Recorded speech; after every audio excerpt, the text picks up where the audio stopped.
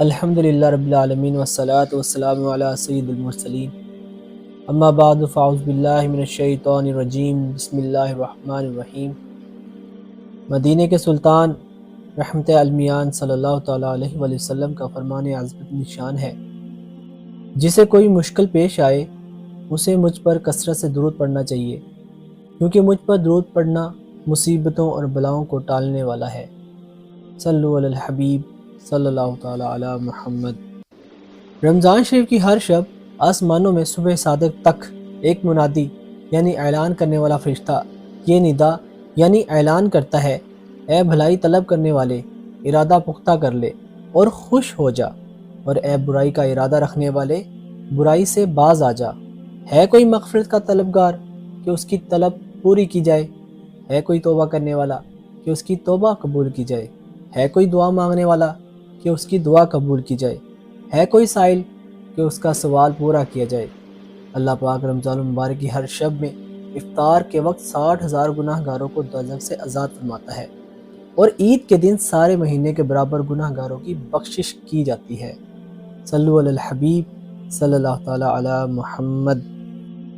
ماہ رمضان میں گھر والوں کے خرچ میں کشادگی کرو، کیونکہ ماہ رمضان میں خرچ کرنا اللہ پاک کی راہ میں خرچ کرنے کی طرح ہے۔ روزہ اور قرآن بندے کے لیے قیامت کے دن شفاعت کریں گے۔ روزہ عرض کرے گا، اے رب کریم، میں نے کھانے اور خواہشوں سے دن میں اسے روک دیا، میری شفاعت اس کے حق میں قبول فرما۔ قرآن کہے گا، میں نے اسے رات میں سونے سے باز رکھا، میری شفاعت اس کے لیے قبول کر، بس دونوں کی شفاعتیں قبول ہوں گی۔ صلو علی الحبیب صلی اللہ تعالیٰ علی محمد۔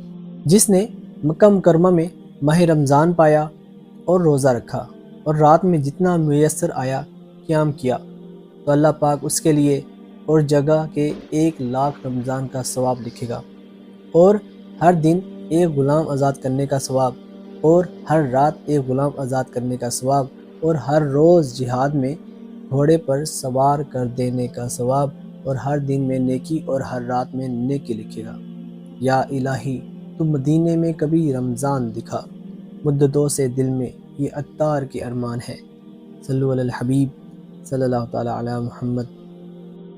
بے شک اللہ پاک نے رمضان کے روزے تم پر فرض کیے، اور میں نے تمہارے لیے رمضان کے قیام کو سنت قرار دیا، لہٰذا جو شخص رمضان میں روزہ رکھے اور ایمان کے ساتھ اور حصول ثواب کی نیت سے قیام کرے یعنی تراویح پڑھے، تو وہ اپنے گناہوں سے ایسے نکل گیا جیسے ولادت کے دن اس کو اس کی ماں نے جنا تھا۔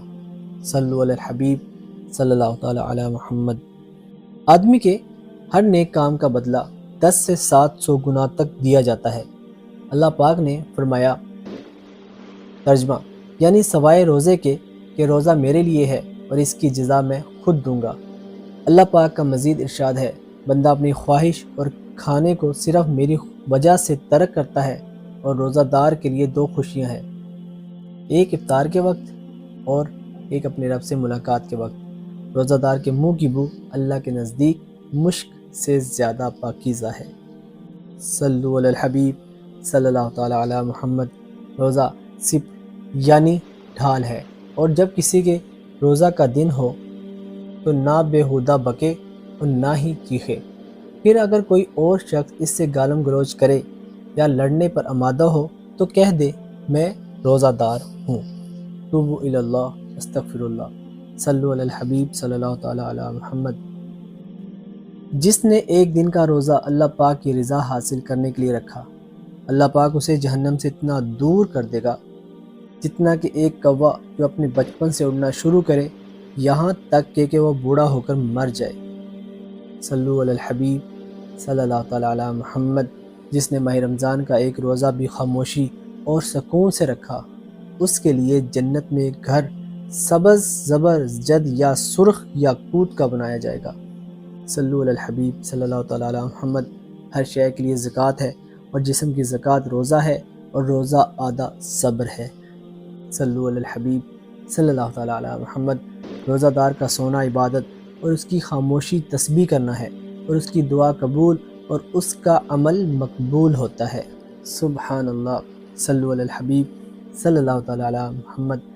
اللہ پاک ماہ رمضان میں روزانہ افطار کے وقت 10 لاکھ ایسے گناہ گاروں کو جہنم سے آزاد فرماتا ہے جن پر گناہوں کی وجہ سے جہنم واجب ہو چکا تھا۔ نیز شب جمعہ اور روز جمعہ یعنی جمعرات کو غروب آفتاب سے لے کر جمعہ کو غروب آفتاب تک کی ہر گھڑی میں ایسے 10 لاکھ گناہ گاروں کو جہنم سے آزاد کیا جاتا ہے جو عذاب کے حقدار قرار دیے جا چکے تھے۔ صلو علی الحبیب صلی اللہ تعالی علی محمد۔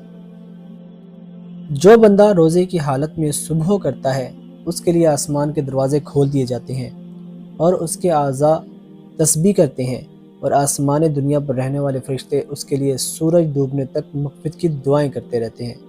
اگر وہ 1 یا 2 رکعتیں پڑھتا ہے تو یہ آسمانوں میں اس کے لیے نور بن جاتی ہیں، اور حورین یعنی بڑی آنکھوں والی حوروں میں سے اس کی بیویاں کہتی ہیں، اے اللہ پاک تو اس کو ہمارے پاس بھیج دے، ہم اس کے دیدار کی بہت زیادہ مشتاق ہیں۔ اور اگر وہ لا الہ الا اللہ یا سبحان اللہ یا اللہ اکبر پڑھتا ہے تو 70,000 فرشتے اس کا ثواب سورج ڈوبنے تک لکھتے رہتے ہیں۔ جو حلال کمائی سے رمضان میں روزہ افطار کروائے، رمضان کی تمام راتوں میں فرشتے اس پر درود بھیجتے ہیں، اور شب قدر میں جبرائیل علیہ السلام اس سے مصافحہ کرتے ہیں، اور جس سے جبرائیل علیہ السلام مصافحہ کر لے اس کی آنکھیں اشک بار ہو جاتی ہیں اور اس کا دل نرم ہو جاتا ہے۔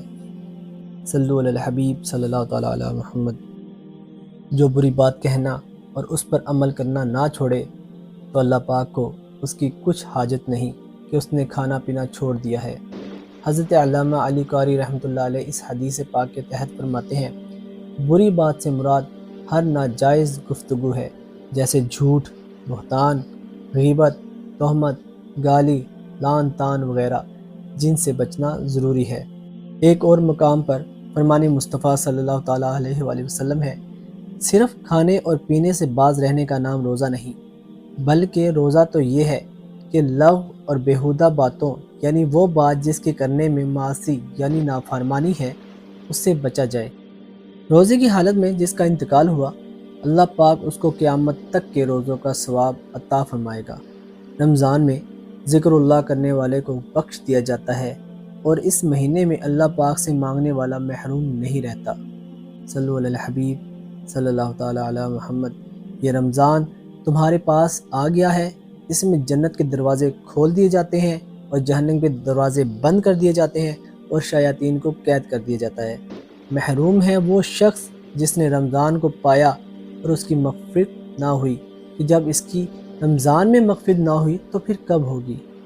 صلو علی الحبیب صلی اللہ تعالیٰ علی محمد۔ 5 نمازیں اور جمعہ اگلے جمعہ تک اور ماہ رمضان اگلے ماہ رمضان تک گناہوں کا کفارہ ہے، جب تک کہ کبیرہ گناہوں سے بچا جائے۔ اگر بندوں کو معلوم ہوتا کہ رمضان کیا ہے تو میری امت تمنا کرتی کہ کاش پورا سال رمضان ہی ہو۔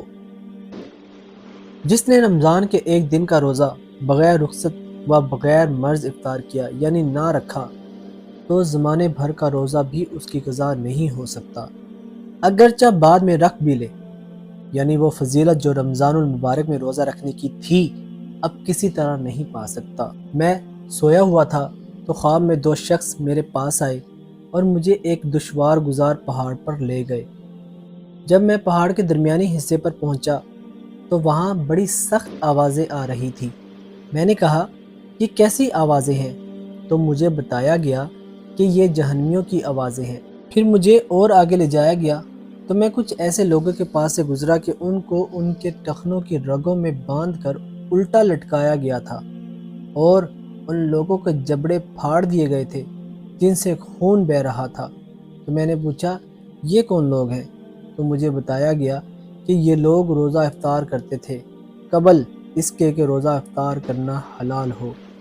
صلو علی الحبیب صلی اللہ تعالیٰ علی محمد۔ میری امت ذلیل و رسوا نہ ہوگی جب تک وہ ماہ رمضان کا حق ادا کرتی رہیں گی۔ عرض کی گئی یا رسول اللہ صلی اللہ تعالیٰ علیہ وآلہ وسلم، رمضان کے حق کو ضائع کرنے میں ان کا ذلیل و رسوا ہونا کیا ہے؟ آپ نے فرمایا اس ماہ میں ان کا حرام کاموں کا کرنا۔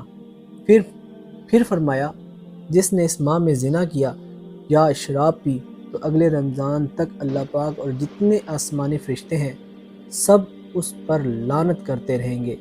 بس اگر یہ شخص اگلا ماہ رمضان پانے سے پہلے ہی مر گیا تو اس کے پاس کوئی ایسی نیکی نہ ہوگی جو اسے جہنم کی آگ سے بچا سکے۔ بس تم ماہ رمضان کے معاملے میں ڈرو، کیونکہ جس طرح یہ ماہ میں اور مہینوں کے مقابلے میں نیکیاں بڑھا دی جاتی ہیں، اسی طرح گناہوں کا بھی معاملہ ہے۔ توبوا الی اللہ، استغفر اللہ، صلوا علی الحبیب صلی اللہ تعالی علی محمد۔